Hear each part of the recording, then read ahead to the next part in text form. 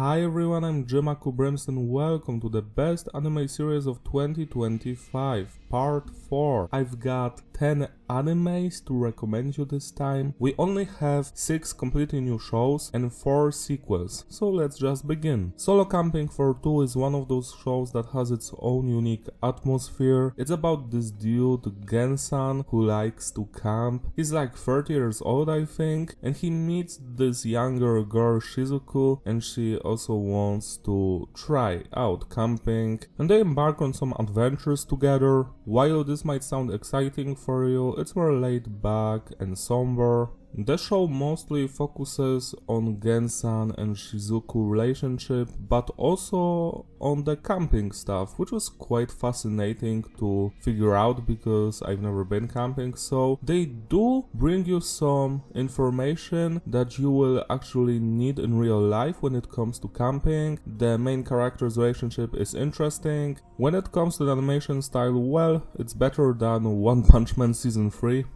that's for sure. I think this is the kind of show I would recommend for people who like to chill out or are much more older, because we don't have any ecchi or comedy scenes here. It's much more serious, I would say, and sometimes it's laid back when it comes to the main character's relationship, when they are just chilling and camping. So yeah, that was quite fascinating and fun to watch show that I actually did not expect to like, but well, I do. Mechanical Mary, the premise for this one is just hilarious. So we've got this martial arts legend Mary, this young girl. She accepts a job to become a maid of a millionaire Arthur, but he hates humans, so his bodyguard comes up with an idea that Mary is actually a robot, and the entire show focuses on how she tries not to be caught being human, while Arthur is very distrusting. He doesn't trust anyone basically. This one has a good art animation style. I do enjoy some of the comedy elements here because it's just silly, to be quite honest. It also had some serious topics here and there, so I didn't expect that at all. And when it comes to the romantic aspect of the show, I felt it was a little bit childish. The more it went on, the less invested I was, but overall I did enjoy my time with this one. Only 12 episodes, and I think everything is resolved, so we're not going to get a second season. Number 3 is Gachiakuta, one of the 2 shonen animes on this list. This one, I would say it's more catered towards teenagers that are like between 13 and 16. It has major Naruto vibes in some parts. We have this dude who lives in a floating city, but this isn't BioShock Infinite, where people are divided into 2 parts, rich and powerful, and the poor who just collect scrape and, garbage, but he treats the garbage like treasure, and eventually he's going to be cast down into the dump which is below, and he's going to have adventures there, and he basically wants to take revenge from those people who, well, they did something very bad to him. You're going to see if you're going to watch the anime. I must say that the premise interests me, the idea of the places, the secondary characters are actually very well thought out. I did enjoy this one. My only complaint is that I am actually scared of this show becoming Naruto and Bleach, in that sense that it's going to have 300 or 400 episodes. I wouldn't like that. 40-50 episodes, I think this is the amount of the episodes this show should get, and then end on a high note. For now, it's quite interesting. There aren't still many questions answered,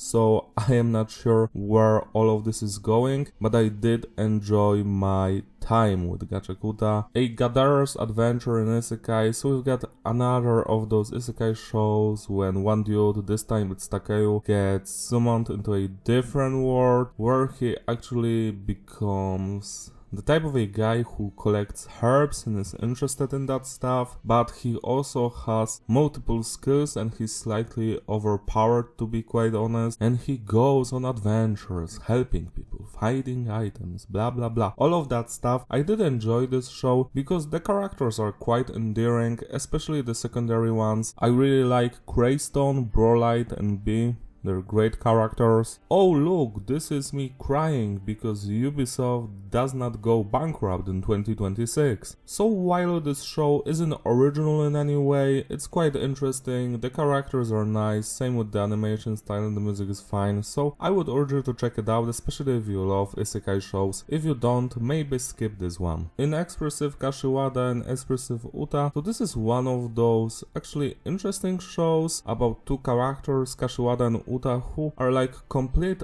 opposites of each other in every single way, but there's like a feeling growing between them, so we've got that romantic spark going on. They're going, I think, to elementary school or something, maybe middle school, not sure. You never know with these characters because it's an anime. I do enjoy the honesty of Oota, and Kashiwada is like expressionless, she's like he never knows what she's thinking, so he always tries to surprise her to see an expression on her face. So that's the entire show. It later transforms into different topics. We have some serious episodes, some very funny ones. Overall, this is the kind of stuff that I would recommend to anyone without any age restriction. The animation, voice acting and the music is great, the story is interesting, yeah, give this one a shot. And the last new anime, so to speak, we've got Hero Without a Class, who even needs skills, so this one was fantastic. I laughed so much at most of the scenes. So we've got this dude Arrow and he's like classless, so people look down on him because everyone else has a class, they're either swordsmen or magicians or whatever, and he just through sheer perseverance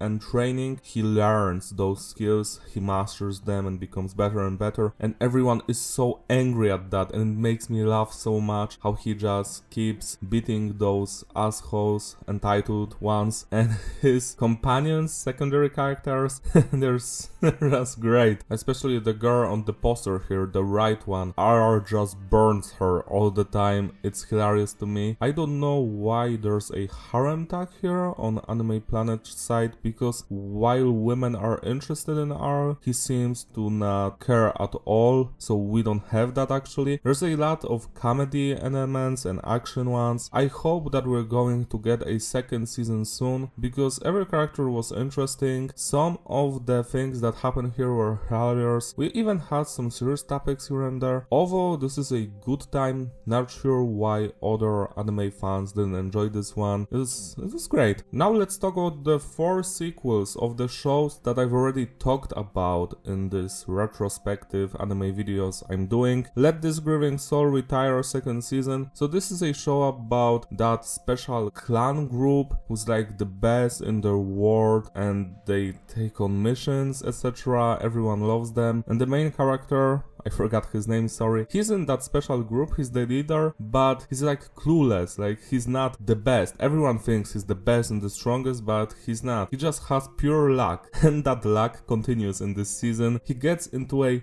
lot of funny situations which are misunderstandings and he tries to get out of them. And while I did enjoy this season, I feel like it's a step down from the previous one, but I still did enjoy that because I'm already connected with the characters. You should watch the first season and tell me what you think, if you enjoy comedy, action, fantasy, all of that stuff. I wouldn't say this show has any romantic elements, not at all. There are women going for the main character, but yet again he's clueless about it, so that's like the extent of the romantic stuff here. The animation was top-notch as usual. Next we've got Spy X Family season 3. This one is about a family where everyone has a secret identity. The dude is an agent for one side, his wife is like an assassin, and her brother works for the government for the right side of the conflict, and their daughter, which isn't actually their daughter but they found her, well, she has psychic abilities, and the husband manipulates the girl to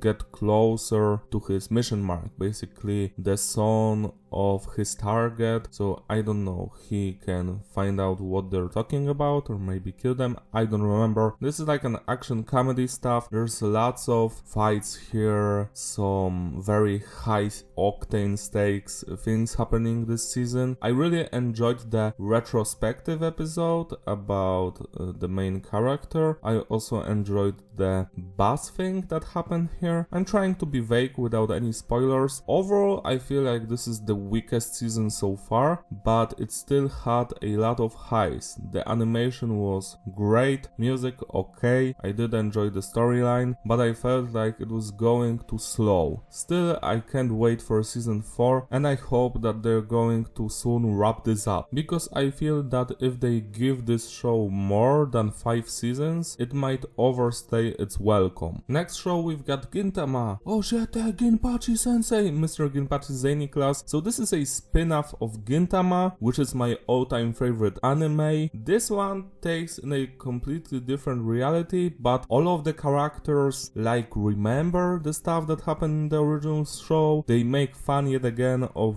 various personas all over the world, whenever they're Europeans, Americans or Japanese. It's actually quite fun. Some of the episodes were on the same level as Gintama original show, but overall I feel like this is the kind of thing that tries to capture the magic of something else and misses its mark. While it's endearing and funny to see those characters that I grew up with, because I've started watching Gintama, I think it was 2006 or 2008, something between those years. That's when I started watching Gintama, and Gintama ended in what, like 2022, 2021? But I've been watching that show for many years, and the characters were fantastic, the storyline, wow, the arcs were 10 out of 10, even 12 out of 10. This one, it's like a funny spin-off, but you don't actually have to watch it because it doesn't bring anything new to the table. It has some funny things here and there, but overall I feel like it doesn't do justice to the main thing, which is to be expected because from what I remember, this is written by a completely different dude than the monkey who did the manga and the original anime. Still, if you're a fan of Gintama, I urge you to check this one out if you haven't heard about it yet. If you've never watched Gintama, do not watch this, go watch Gintama instead. And when you finish Gintama, you might try checking this out, because Gintama is one of the best animes of all time, so go check it out right now, right now, right now, right now. Also, fun fact, this is apparently getting a second season probably. They even make fun of it in the last episode. So that episode was actually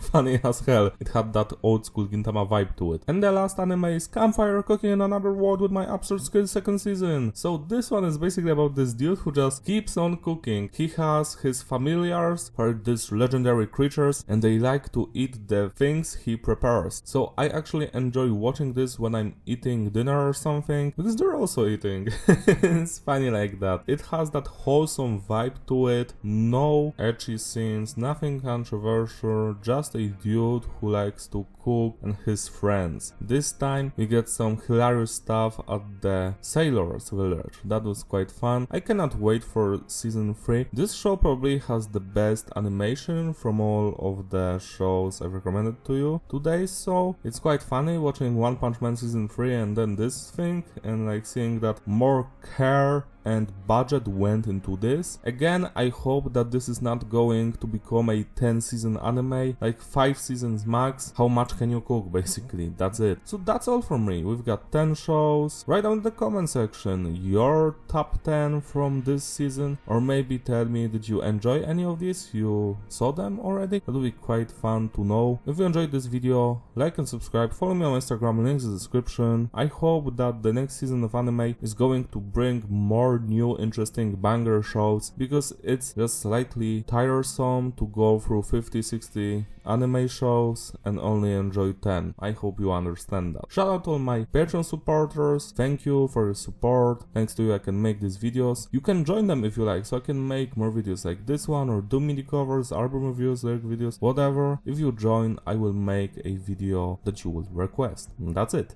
See you next time. Bye.